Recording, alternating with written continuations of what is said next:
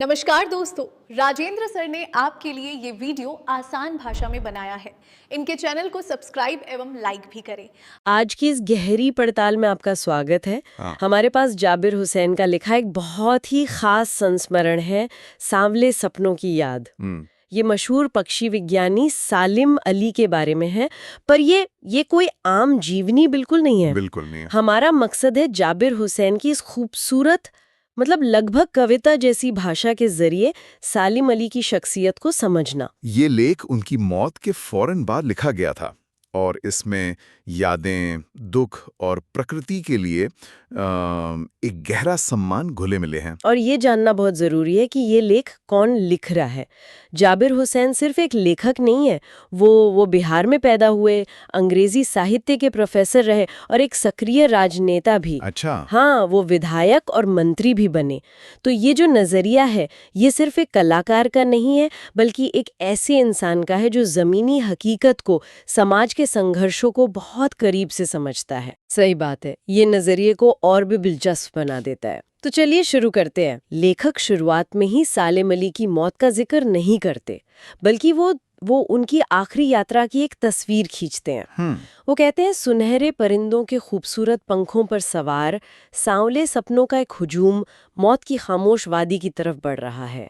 ये लाइन पढ़ते ही लगता है कि ये कोई सीधी सादी कहानी नहीं होने वाली। बिल्कुल। और यहाँ ये जो शब्द हैं, सांवले सपने, हाँ। ये बहुत अहम है। हाँ। ये खुशी वाले सुनहरे सपने नहीं है। हाँ। सांवला रंग यहाँ मतलब दुख और उदासी का प्रतीक है। हाँ। ये वो यादें हैं जो सालिम अली की मौत के बाद लेखक के मन में एक धुंध की तरह छा गई हैं। अच्छा। और फिर वो सालिम अली की तुलना एक ऐसे जंगली पक्षी से करते हैं, हाँ। जो अपनी जिंदगी का आखिरी गाना गाकर मौत की गोद में सो गया। और वो आगे कहते हैं कि कोई उस पक्षी को वापस नहीं ला सकता। बिल्कुल। तो लेखक उनकी मौत पर इस तरह का एक काव्यात्मक माहौल बनाते हैं, पर उनकी जिंदगी कैसी थी? मतलब वो किस तरह के इंसान थे जो इस तरह की श्रद्धांजलि को प्रेरित करते हैं? यही पर बात गहरी होती है। लेखक बताते हैं कि सालिम अली लगभग 100 साल के होने वाले थे। उनकी मौत कैंसर से हुई और लंबी यात्राओं ने उनके शरीर को जरूर कमजोर कर दिया होगा। लेकिन सबसे असरदार बात जो लेखक कहते हैं वो ये है कि अंतिम समय तक मौत उनकी आंखों से वह रोशनी छीनने में सफल नहीं हुई जो पक्षियों की तलाश और उनकी हिफाजत के प्रति समर्पित थी। वाह। सोचिए, उनकी दूरबीन उनकी मौत के बाद ही उनके गले से उतारी गई। ये अपने काम के प्रति एक अविश्वसनीय समर्पण दिखाता है। पर लेखक एक और बात कहते हैं जो मुझे बहुत दिलचस्प लगी। वो लिखते हैं कि सालिम अली उन लोगों में से थे जो प्रकृति के प्रभाव में आने की बजाय प्रकृति को कंट्रोल करना चाहते थे। नहीं, बिल्कुल नहीं। ये कंट्रोल करने के बारे में नहीं है, ये एक गहरे जुड़ाव के बारे में है। अच्छा। देखिए, ज्यादातर लोग प्रकृति में जाते हैं और उसके खूबसूरत नज़ारों से प्रभावित होते हैं। हाँ। लेकिन सालिम अली सिर्फ एक दर्शक नहीं थे। उनका रिश्ता इतना गहरा था कि वो प्रकृति के पैटर्न, उसकी लय और उसके राज को समझते थे। वो उसे अपने नजरिए से देखते थे, उसके साथ एक हो जाते थे। लेखक बताते हैं कि कई बार वो बिना दूरबीन के भी घंटों बैठे रहते थे और दूर आसमान और जमीन को ऐसे देखते थे मानो उनकी नजरों में कोई जादू हो जो पूरी प्रकृति को अपने घेरे में बांध लेता है। अच्छा, तो ये प्रभाव जबरदस्ती का नहीं बल्कि एक गहरी समझ से पैदा हुआ जादू था। बिल्कुल। और इसी जादू को समझाने के लिए लेखक एक बहुत ही अप्रत्याशित तुलना करते हैं वृंदावन और कृष्ण की। हाँ, ये थोड़ा अजीब लगता है ना, पक्षियों की दुनिया से सीधा कृष्ण की रासलीला तक पहुंचना। वो यहाँ क्या कनेक्शन बनाने की कोशिश कर रहे हैं? ये एक बहुत खूबसूरत कनेक्शन है असल में। लेखक कहते हैं कि हजारों साल बीत गए, पर आज भी अगर कोई वृंदावन जाए तो यमुना का सांवला पानी कृष्ण की याद दिलाता है। वहां की हवा में आज भी उनकी बांसुरी का संगीत महसूस होता है। मतलब वृंदावन कभी कृष्ण से खाली नहीं हो सकता।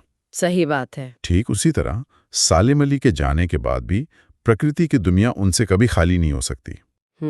पक्षियों की हर चहचहाहट में, हर उड़ान में उनकी याद हमेशा जिंदा रहेगी। ये मौजूदगी के बारे में है, एक ऐसी छाप छोड़ जाना जो कभी मिट ना सके। वाह, ये तो बहुत ही गहरा मतलब है। पर क्या वो हमेशा से ऐसे थे? क्या वो पैदा ही प्रकृति के इस जादूगर के रूप में हुए थे? नहीं, और यही इस कहानी का सबसे दिलचस्प मोड़ है। अच्छा। ये महान पक्षी प्रेमी असल में एक शिकारी के रूप में शुरू हुए थे। उनके जीवन का रास्ता एक छोटी सी लगभग आकस्मिक घटना ने पूरी तरह बदल दिया।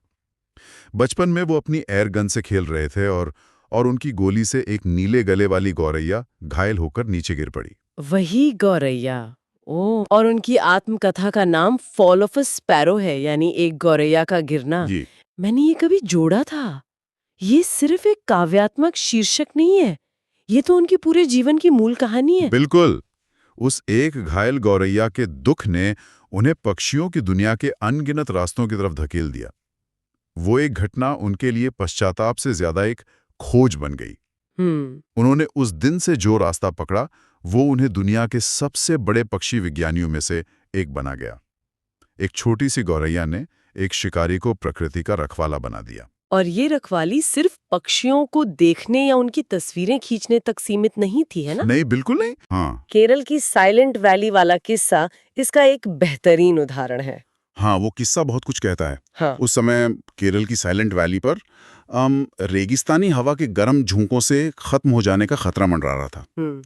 सालिम अली इस अनुरोध को लेकर सीधे तत्कालीन प्रधानमंत्री चौधरी चरण सिंह के पास पहुंचे। अब सोचिए, एक तरफ दुनिया भर में घूमे हुए अंग्रेजी बोलने वाले वैज्ञानिक सालिम अली, हाँ। और दूसरी तरफ जमीन से जुड़े गांव की मिट्टी को समझने वाले प्रधानमंत्री चौधरी चरण सिंह। और कहते हैं कि जब सालिम अली ने उन्हें समझाया हाँ। कि अगर साइलेंट वैली बर्बाद हुई तो उसका पर्यावरण पर क्या असर पड़ेगा, हाँ, तो प्रधानमंत्री की आंखें नम हो गई थीं। बिल्कुल। आज के समय में ये कल्पना करना भी मुश्किल है, एक वैज्ञानिक की भावनात्मक अपील एक प्रधानमंत्री को रुला दे। ये उन दोनों इंसानों के बारे में क्या बताता है? ये सालिम अली के जुनून और उनकी बातों की सच्चाई को दिखाता है। वो सिर्फ आंकड़े नहीं बता रहे थे, वो एक आने वाले विनाश की तस्वीर खींच रहे थे। सही। और ये चौधरी चरण सिंह के बारे में बताता है कि सत्ता में होने के बावजूद उनका दिल अब भी जमीन से जुड़ा हुआ था।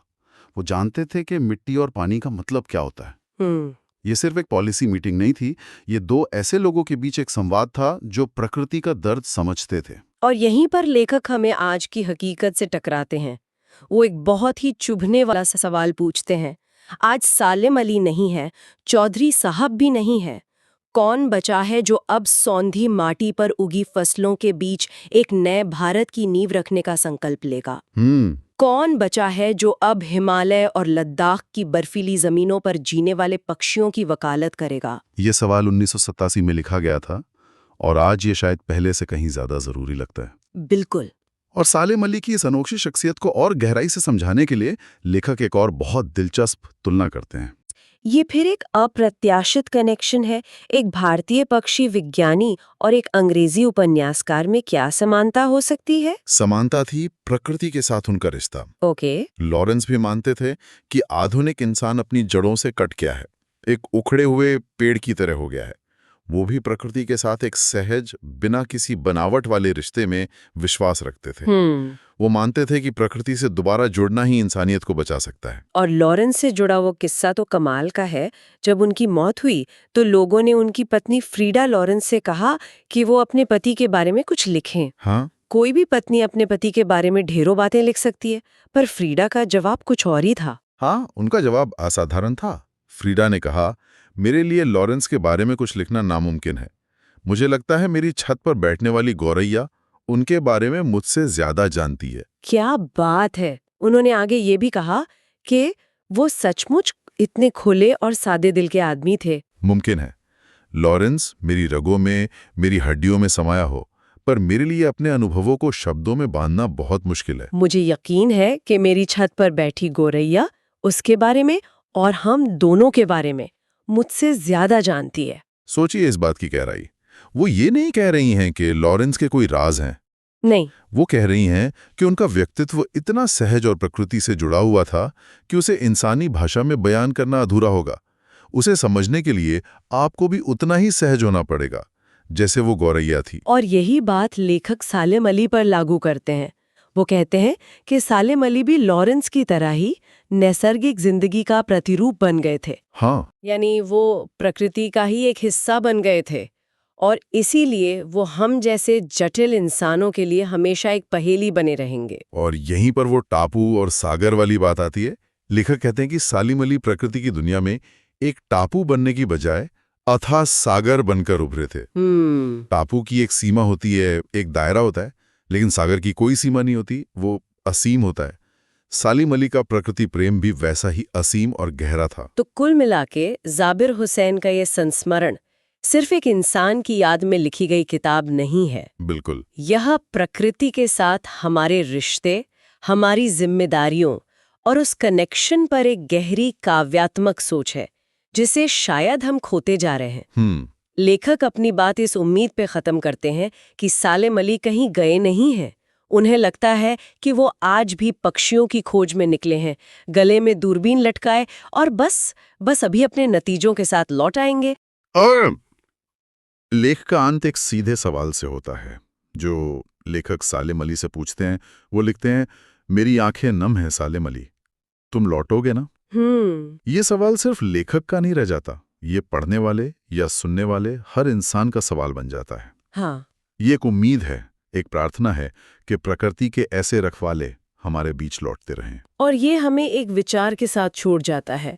D.H. लॉरेंस की पत्नी का मानना था कि एक गौरैया उनके पति को सबसे अच्छी तरह जानती थी। आज की इस तेज तर्रार डिजिटल दुनिया में, जहां हमारे रिश्ते नोटिफिकेशन और स्टेटस अपडेट पर चलते हैं, क्या हम किसी इंसान या प्रकृति के किसी भी हिस्से के साथ इतना गहरा, इतना सहज और इतना सच्चा रिश्ता बनाने की कल्पना भी कर सकते हैं? सोचने वाली बात है। नमस्कार दोस्तों, तो आपने इस चैनल को अभी तक सब्सक्राइब एवं लाइक नहीं किया तो अब कर दीजिए। धन्यवाद।